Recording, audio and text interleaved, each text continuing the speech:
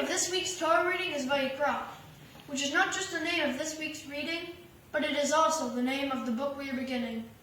Vayikra is the middle book of the 5 books of the Torah, and the first chapter of Vayikra is Vayikra.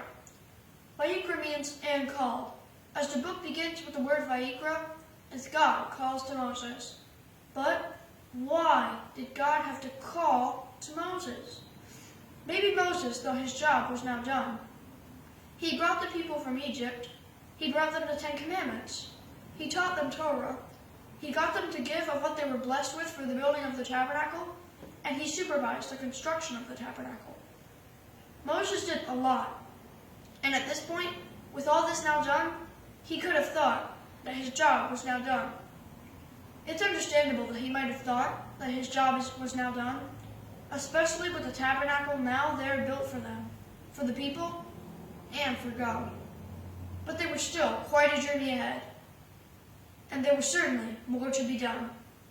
It's kind of like with my schoolwork recently. I thought my work was done because I did certain things, but there was, and is, so much more still for me to learn and do.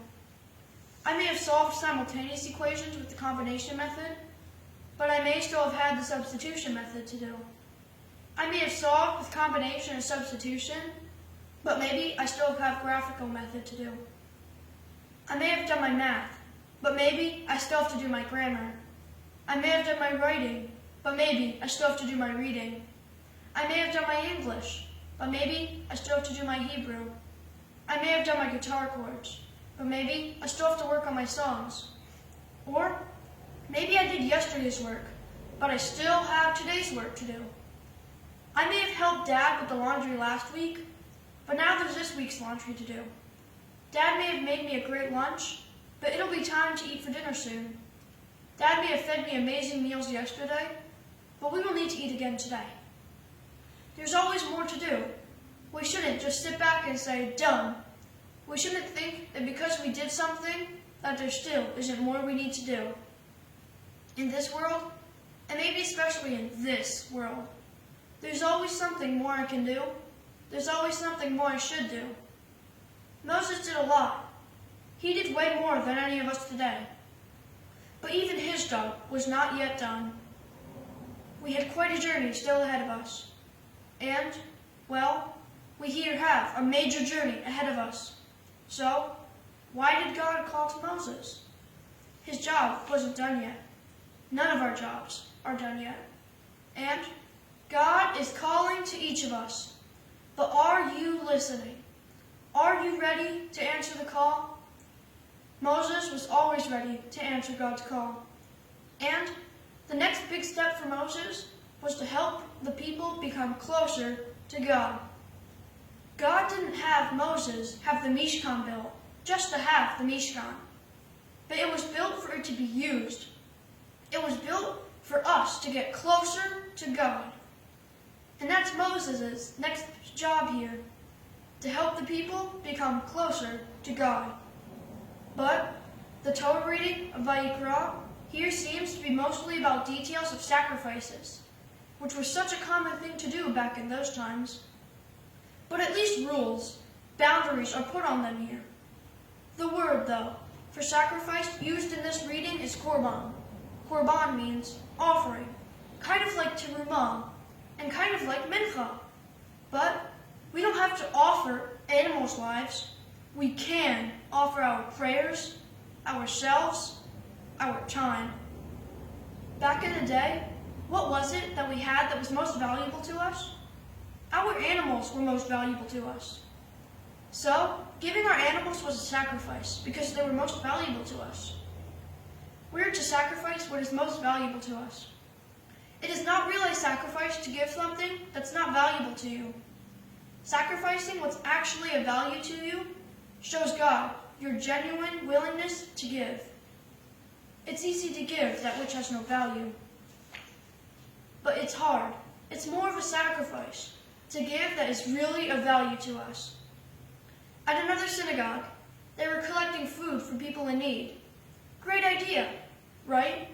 Well, when they were sorting the food to get to the people in need, they found that some people actually donated old, bad, expired food.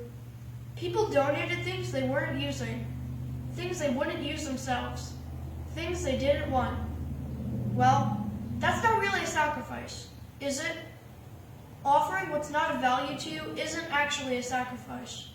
Offering what is of value to you, that's a sacrifice. Well, back in the day, our animals were of so much value to us that offering them was really a sacrifice. But it is that's of value to us today that if we give is really a sacrifice to us. Maybe it's our time and attention. And maybe that's a good reason why giving our time and attention to prayer, to God, is a good sacrifice for us today. But animal sacrifice was the way of the world back then. It was the way of the world all around us. And by giving the rules that God did then, at least it put some boundaries on it for if and when we were going to do it. Today, we can offer our time and attention to prayers, to God instead. Today, more of an actual offering, more of an actual sacrifice, is to give of what's more of value to us today. It's good for us to devote time and attention to prayer, to God, to sacrifice time from video games or whatever we might have been doing, whatever is most of value to us today. I think it's really interesting to note here that korban, the word used for offering here, comes from the Hebrew kuf resh vet, for to bring close. And that's the purpose here. Moses is now charged with trying to help the people become closer with God. The purpose of sacrifice here is to bring us closer to God. That's what such offering is supposed to do. It's supposed to help bring us closer to God. Let's think, though, about what other korbans we can give. What can we offer? We can bring an extra offering or gift by giving extra prayer to God. Even the word for mincha, our afternoon prayers, does mean offering or gift. We can give or offer our prayers. And that is actually where our prayers come from. Prayers are our modern offering to God. And maybe this Shabbat we can all think more about what gifts we can give to God and what we can each offer. And when God calls, Vayikra, are you ready to answer the call? Should God even have to call? Shouldn't we just be ready to do, to give? Please do think about this Shabbat. Shabbat, Shalom.